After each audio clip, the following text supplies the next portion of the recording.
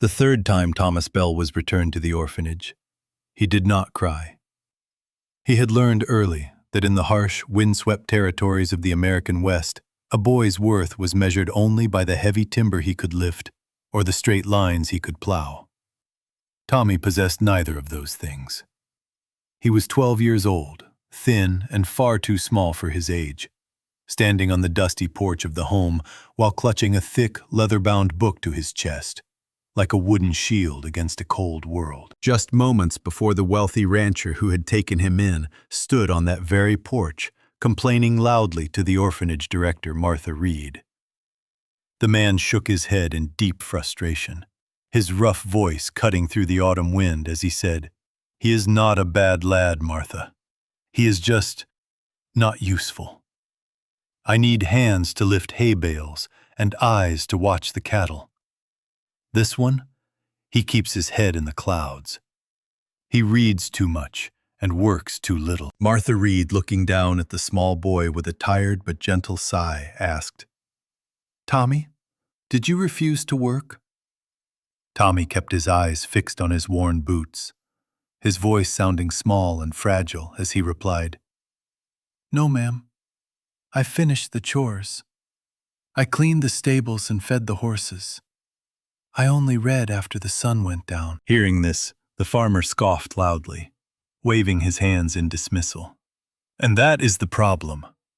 A boy who spends his nights reading by candlelight is a boy daydreaming about things that will not put bread on the table. Pretty words will not feed the cattle, Martha. Take him back. With those final words, the farmer climbed onto his wagon and drove away, leaving a cloud of rising dust. Tommy stood motionless, carefully placing his book into a small canvas bag.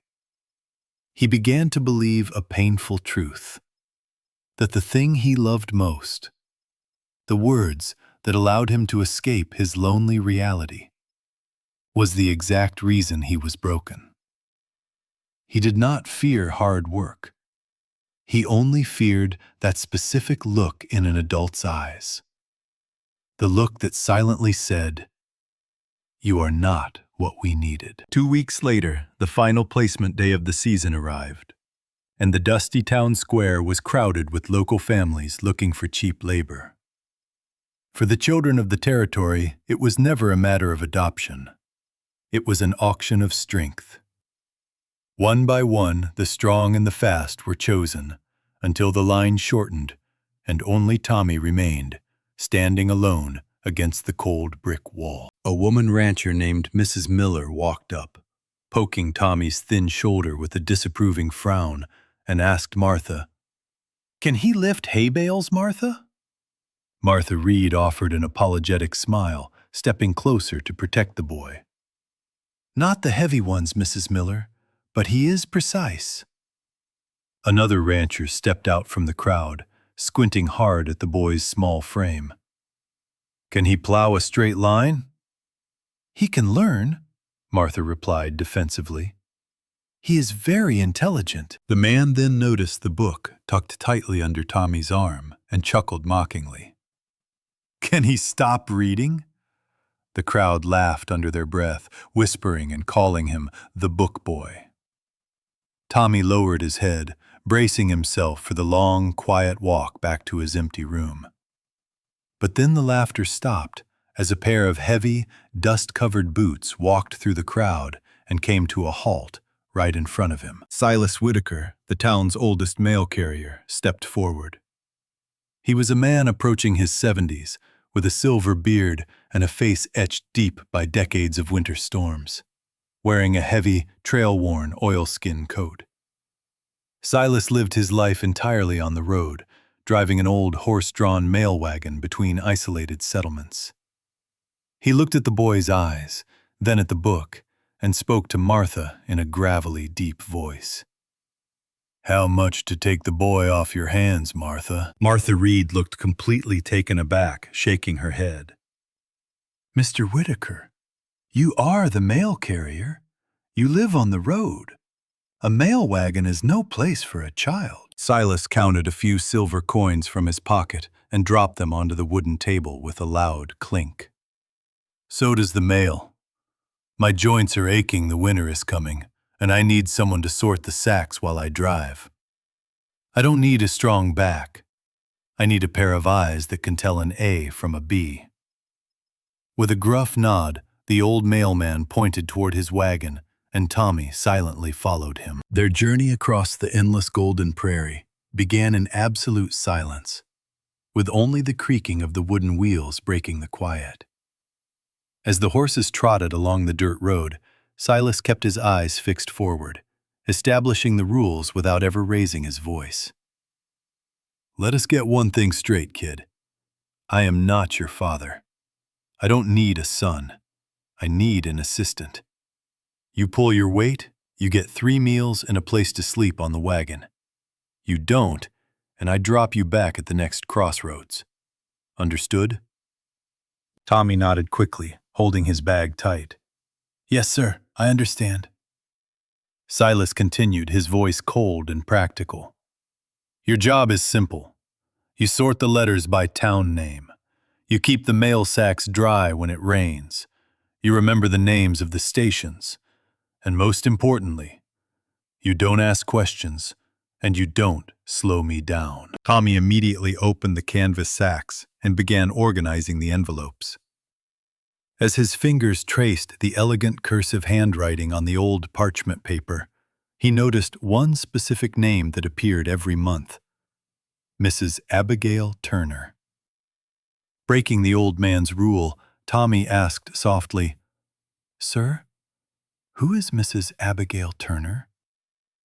Silas frowned deeply, grunting in annoyance as he pulled the reins. What did I say about questions? She is a widow on Route 4, lives alone. Tommy looked down at the envelope, his curiosity growing. She gets a letter every single month. The handwriting is always the same. Is it from her family? Silas snapped, quickly turning his head to glare at the boy. Boy, the mail is a sacred trust. It ain't gossip. We deliver it. We don't wonder about it. Keep your mind on the sorting. Tommy went quiet, but his mind remained alive. For Silas, the letters were just dead weight, but Tommy knew better. To him, every sealed envelope was a hidden heart, a quiet voice waiting to be released from its paper cage. Their first stop on Route 4 was a small, isolated cabin at the very edge of the valley. An elderly woman named Abigail Turner stepped out onto the porch, reaching for the wooden railing with clouded, sightless eyes. Silas walked up the steps, placed a single letter into her weathered palms, and said his usual brief line. Letter for you, Mrs. Turner. From Chicago, looks like. Have a good evening. Silas turned to leave, but Tommy climbed down from the wagon, noticing a stack of older letters sitting on a small porch table, unopened and covered in gray dust. Moving gently, Tommy stepped onto the porch and asked, Excuse me, ma'am. Would you like me to read it to you? Silas turned back immediately, whispering harshly from the steps, Tommy, get back to the wagon. That is not our business. But Abigail's hands began to tremble, and she held out the envelope, her voice cracking with years of built-up emotion. Would you, child, please? My daughter. She has been gone 3 years. She writes every month, but the local boys who pass by are always too busy to stop and help a blind mother read. Tommy sat down on the wooden porch steps and carefully broke the wax seal. His voice changed completely as he began to read, becoming warm, steady, and deeply expressive. Dearest Mother, the winters in Chicago are colder than back home, but the work at the textile mill is steady. I bought a warm woolen shawl yesterday, and it reminded me of the color of your autumn apples. I dream of your apple pie every night. Don't worry about me, Ma. I am safe. I love you. As the words filled the quiet air, Abigail covered her face, tears streaming down her wrinkled cheeks. Tommy did not just read words. He delivered a daughter's love straight into a mother's dark world. Silas stood completely still by the horses, his gruff expression softening as he watched, unable to pull the boy away. Tommy finished gently folding the paper and placing it back in her hand. Abigail whispered, her voice shaking with immense gratitude. "Thank you, little messenger. You have given me my daughter back." As they drove away into the orange sunset, Silas remained silent for miles. Finally, he cleared his throat and murmured quietly, "You read well, kid. Very well." It was the first compliment Tommy had ever received, and for the first time, he did not feel like a broken tool. Across the frontier, news traveled faster than the wind. Within a few weeks, the lonely homesteaders of the territory were no longer just waiting for the mail. They were waiting for the boy they now called the letter boy. In a world of rugged laborers who could not read and lonely elders whose eyesight had failed them, Tommy became a vital bridge. Silas often checked his pocket watch, complaining about their pace as they rolled down the trails. "Tommy, we are 40 minutes behind schedule. We deliver the mail. We are not paid to sit for tea and tears." But Tommy would look up from a letter, his eyes calm and resolute, and softly reply, "But Mr. Whitaker, some letters are never truly delivered until someone understands them. What good is paper if it just sits in a drawer silent?" The old mailman never argued with that logic. He simply let the horses walk a little slower. One afternoon they visited the isolated ranch of Eli Carter, a rugged Civil War veteran who lived completely alone. Eli received his letter, but immediately threw it onto a wooden barrel with a bitter look. Tommy approached the barrel, asking gently, "Mr. Carter, aren't you going to open it? It is from your brother in Ohio." Eli muttered, his voice rough and defensive as he stared at the ground. "I know who it is from. I don't need to read it. It is always the same." Tommy looked at the letter, understanding the man's hidden shame. "Would you like me to write back for you?" The veteran paused, looking down at his rough, scarred hands, his voice dropping into a painful whisper. "I never learned the letters right, boy. I can write my name, and that is about it. My brother and we had a terrible fight before I marched off to the war 10 years ago. He keeps writing to ask for forgiveness, but I don't know how to put the words together. I am a soldier, not a poet." Tommy pulled out a fresh sheet of paper and an inkwell from his canvas bag sitting right there on the wooden porch. "You don't need to be a poet, Mr. Carter. Just tell me what you want him to know.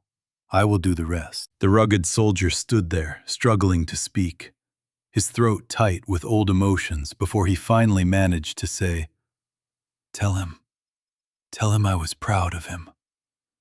Tell him I was wrong to walk away. And tell him I miss him."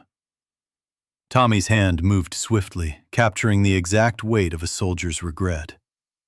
Silas watched from the doorway, his own hand drifting to his coat pocket, where a hidden secret rested deep inside the leather fabric. That night, under a canopy of brilliant, cold stars, the two sat by a crackling campfire. Tommy was reading his book when he noticed Silas opening a small, rusted tin box and pulling out a single letter that had turned completely yellow with age. Silas stared at it for a long time, his eyes glossy with decades of unspent grief. Tommy asked softly, "Who is it from, Mr. Whitaker?" Silas whispered, his voice cracking under the weight of 40 years of sorrow. "My boy, Benjamin. He wrote this to me 40 years ago during the Great Winter. A fever took him and his mother while I was stuck on a mail route 3 towns over. The roads were blocked by 10 feet of snow. I could not get back." Tommy looked at the fragile paper. "Did you read it?" Silas shook his head, a single tear catching the firelight. "Most of it. But I never read the last page. I was too afraid, Tommy. I was afraid his last words would be cursing me for not being there when he died. I have kept it in this box for 40 years. I keep delivering everyone else's letters because I suppose I have been running away from my own. Tommy did not offer empty platitudes. He simply closed his book and looked across the flames. When you are ready, Mr. Whitaker, you don't have to read it alone. I can sit with you. In that quiet night, Tommy was no longer just an orphan boy. He had become a sanctuary for an old man's frozen soul. The true test of Tommy's gift arrived without warning when a violent autumn storm caught them on a muddy trail. The wagon hit a deep rut, tilting dangerously, and a leather mail sack flew into the pouring rain, bursting open upon the wet earth. Silas panicked, crying out over the thunder as he tried to stabilize the horses. "The mail, Tommy! The letters! If they get soaked, the ink will run, and they will be destroyed! It is my responsibility!" But Tommy did not hesitate. He leaped into the freezing mud, gathering the scattered envelopes. Back under the small canvas canopy of the wagon, Tommy took his beloved book, carefully tore out the blank pages from the back, and used them to blot the water from the wet envelopes. He then pressed the damaged letters flat between the heavy, dry pages of his book, using his small hands to smooth them down and applying all his weight to compress the moisture out. Silas watched in utter amazement, shouting over the rain, "What are you doing?" "I read it in an old textbook back at the home," Tommy explained, working quickly. "Heavy rag paper can absorb the surface moisture without bleeding the ink if you compress it between dry leaves. We can save them, Silas." The old man looked at the book, the very object the world had called a useless distraction, and realized it had just saved his life's work. "I thought books just made a boy slow and soft," Silas murmured quietly as the storm began to pass. Tommy smiled faintly. "Sometimes they teach my head what my hands haven't learned yet, sir." By the time winter approached, the local general store had set up a small wooden desk near the window, labeled Tommy's Table. One morning, a wealthy, well-dressed couple named the Sterlings arrived at the orphanage director's office to meet them. Mr. Sterling spoke with an air of authority, looking directly at Tommy. "We have heard about the boy's remarkable intellect and literacy. A child like Thomas should not be wasting his talents riding on a dusty mail wagon in the middle of nowhere. We want to legally adopt him. We will send him to a proper academy in Boston. He will have a real library, a warm bed, and a future as a scholar or a lawyer." Martha Reed looked at Silas, her eyes tearing up. "It is everything we ever wanted for him, Silas. A real future." Silas stood in the corner, his heart breaking into pieces. But because he loved the boy, he forced his voice to sound cold and distant, avoiding Tommy's eyes. "They are right, Tommy. A boy like you deserves more than a leaky wagon and a bitter old man. You should go with them. It ain't about what I want. It ain't about what is best for you. I told you from day one, I don't need a son." Tommy stepped forward, his voice cracking with emotion. "Do you want me to go, Silas?" Silas did not answer, turning his face away. It was a tragedy born of silent love. Silas believed he was too old to offer a real future, and Tommy believed he was being rejected yet again. The night before Tommy was scheduled to leave, Silas sat by the dying embers of the campfire. With trembling hands, he pulled the yellowed letter from his rusted tin box and passed it across the flames to Tommy. "Before you leave for Boston, please," Silas whispered, his hands shaking violently. "Read it to me, Tommy. I cannot let anyone else read it. Only you." Tommy carefully unfolded the fragile paper, cleared his throat, and began to read the final words of the son who had passed away 40 years ago. "Dear Papa, the snow is very high, and Mom is resting now. She told me not to worry, because you were out there making sure everyone else gets their letters from their families. I know you were lonely on the road, Papa. But I want you to know I am not mad that you were away. I am proud of you. You are the man who carries the world's hearts. Come home when the snow melts, Pa. I will be waiting. Your loving son, Benjamin. Silas buried his face in his rough, calloused hands, sobbing as 40 years of guilt finally melted away. His son had not cursed him. His son had understood him. Tommy sat beside the old man, putting a hand on his trembling shoulder. He loved you, Silas. He knew why you were on the road. Silas looked up, his eyes filled with pure fatherly love. I spent 40 years running away from this paper. And God sent me a boy who reads too much, just to save me from my own darkness. The next morning, a luxury carriage was waiting in the town square to take Tommy away to Boston. But as the boy walked toward the vehicle, a loud commotion echoed through the streets as dozens of wagons and horses arrived from all corners of the territory. Abigail Turner was there, holding the hand of her returned daughter, and Eli Carter stood tall in the crowd. Eli stepped forward, dropping a large canvas sack completely filled with envelopes at Tommy's feet, while Abigail called out from the crowd. "We heard you were leaving, Tommy. We don't know how to stop you, so we did the only thing you taught us to do." Eli nodded toward the heavy sack. "Every family in this valley wrote a letter to you, kid. The ones who don't know how to write had their neighbors do it for them. They say you belong here. They say a town can find another blacksmith or another farmer, but we only have one heart, and you are the one who keeps it beating." Tommy opened one of the envelopes, seeing a simple drawing of a mail wagon and a little boy reading a book with the words, "Thank you for listening to us." He turned to the wealthy couple, then looked back at Silas, who was standing by his old horses, trying to hide his tears. "Thank you for your generous offer, sir," Tommy said to the Sterling family, his voice clear and confident. "But a scholar can only read what has already been written. I want to stay here and help these people write their own stories." With that, Tommy ran across the dirt square and threw his arms around the old mailman.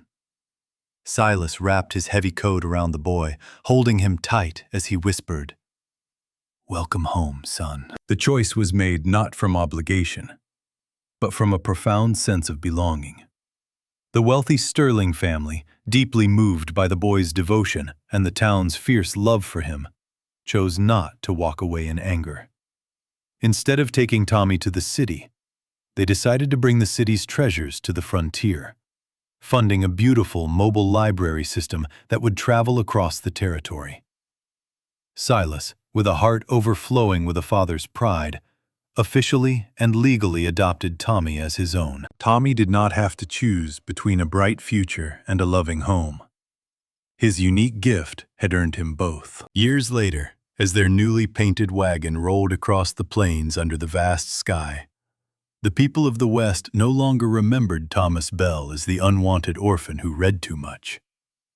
They remembered him as the young man who taught an entire frontier that words are not just marks on white paper. Words can carry a daughter's voice back to a lonely mother. They can help a proud soldier say, "I am sorry," before it is too late. They can heal an old man's soul with a message from the past. And sometimes, if you are patient enough to look inside, words can rescue a lonely child from the painful belief that he is useless. For a child's talent is never wrong. It is simply a matter of finding the right place to let their light shine.